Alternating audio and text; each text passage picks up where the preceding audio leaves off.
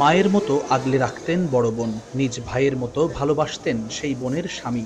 ভালোবাসা আর আশ্রয়ের দুই মানুষকে একসাথে হারিয়ে চোখের পানি ধরে রাখতে পারছেন না ছোট বোন, আর শোকে স্তব্ধ বাবা।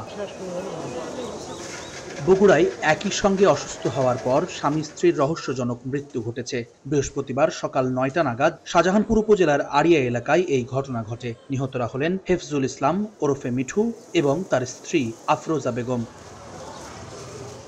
নিহতের পরিবার জানায়, বৃহস্পতিবার সকালে বাজারে যান মিঠু। কেনাকাটা সেরে বাড়ি ফিরে দেখতে পান অসুস্থ অবস্থায় ছটফট করছেন তার স্ত্রী আফরোজা। এ সময় নিকটস্থ প্রতিবেশীকে সাহায্যের জন্য ডাকেন মিঠু। স্ত্রীকে সামাল দিতে গিয়ে একসময় নিজেও অসুস্থ হয়ে পড়েন এই ব্যবসায়ী। পরে স্থানীয়রা এই দম্পতিকে শহীদ জিয়াউর রহমান মেডিকেল কলেজ হাসপাতালে নিয়ে যায়। সেখানে কর্তব্যরত চিকিৎসক উভয়কে মৃত ঘোষণা করেন।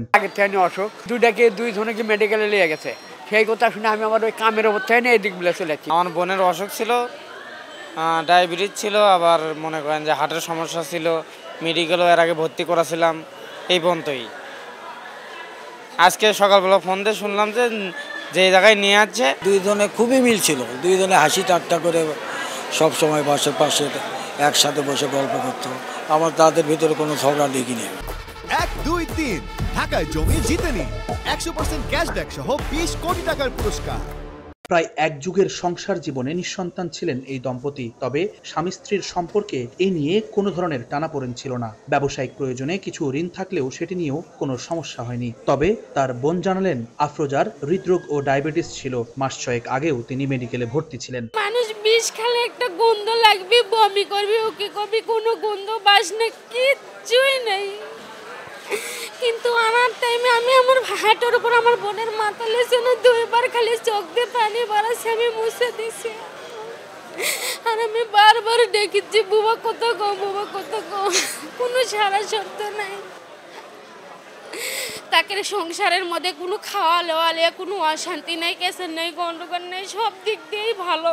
আগে থেকে শারীরিক অসুস্থতা থাকায় আফরোজার আকস্মিক মৃত্যুর সম্ভাবনা আছে। স্ত্রীর মৃত্যুর আকস্মিকতায় স্বামীও অসুস্থ হয়ে থাকতে পারেন। তবে ঘণ্টাখানেকের ব্যবধানে দুইজনের মৃত্যুর বিষয়টি স্বাভাবিক নাও হতে পারে। তাই ময়নাতদন্তের আগে কোনো সিদ্ধান্তে উপনীত হচ্ছে না চিকিৎসক কিংবা পুলিশ।